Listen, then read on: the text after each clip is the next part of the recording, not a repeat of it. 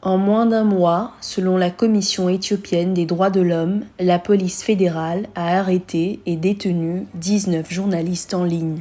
Le gouvernement fédéral a accusé ces 19 journalistes de divers crimes, mais n'a pas encore indiqué les chefs d'accusation officiels. 2 des journalistes devaient comparaître mardi devant un tribunal.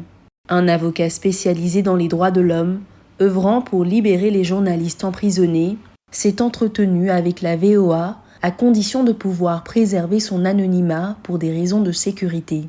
L'avocat affirme que la police procède à des arrestations arbitraires de journalistes considérés comme critiques du Premier ministre Abiy Ahmed. Il dit que le gouvernement d'Abiy fait passer un message. Don't speak up.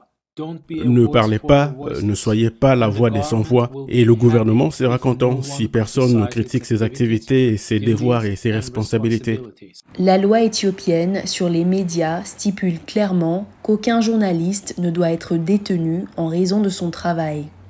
Tamrat Hailou, vice-président du Conseil éthiopien des médias, affirme que le Conseil n'a reçu que peu ou pas d'informations sur les journalistes détenus et que les arrestations ne se déroulent pas dans les règles.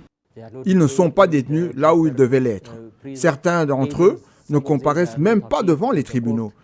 C'est le principal problème du paysage médiatique éthiopien. Mutoki Mumo, représentante du Comité pour la protection des journalistes en Afrique subsaharienne, affirme que les accusations contre les journalistes arrêtés sont malhonnêtes. Certains de ces journalistes ont été déplacés de l'endroit où ils avaient été arrêtés à Bahir-Dar et ont été emmenés plus loin. Leurs conditions restent floues. Et si vous comparez aux journalistes arrêtés à Addis Abeba, vous voyez que le schéma est le même. Des allégations vagues qui ne sont pas supportées par des preuves. Et la police prétendant à plusieurs reprises qu'elle doit enquêter, sans pour autant répondre aux questions sur les infractions spécifiques.